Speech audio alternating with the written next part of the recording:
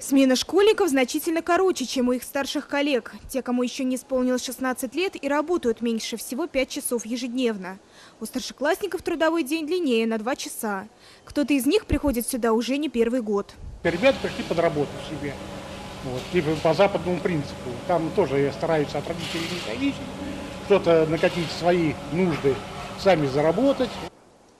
На механическом заводе сейчас трудится почти 2 десятка подростков. Школьники собирают велосипеды и велоприцепы, сколачивают деревянные ящики в тарном цеху. На вопрос, почему предпочли отдыху на морях работу на производстве, у каждого готов ответ. Работать захотелось. Деньги на лето, на август. Пока идет поступление в ВУЗ, я решил подработать деньги, где на покупку гитары. Да. Мы с друзьями играем в такой группе небольшой. С друзьями решили пойти сюда. Как бы они уже не первый год тут. Позвали меня с собой, я согласился. Разумеется, доверяют школьникам наиболее простые участки работы. А за каждым движением юных мастеров и сборщиков следят опытные наставники.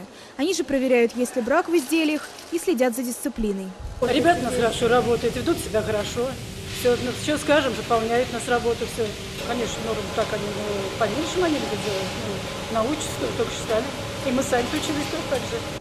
Подростки стараются по возможности выручать друг друга. Те, кто на заводе уже не первую неделю, помогают новичкам справляться со сложностями.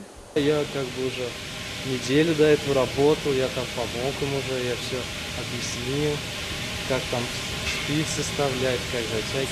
Ну, объяснил, спрашивают иногда тоже, помогаю. По признанию некоторых школьников, летняя практика на заводе заставляет задуматься и о будущей профессии. Кто-то уже определился, что по окончании колледжа или вуза придет сюда уже в качестве постоянного сотрудника. Так что старожилам предприятия можно не сомневаться в том, что их труд в будущем продолжат молодые, а главное уже умелые кадры. Антонина Шепелева, Андрей Купряшкин, Вести, Мордовия.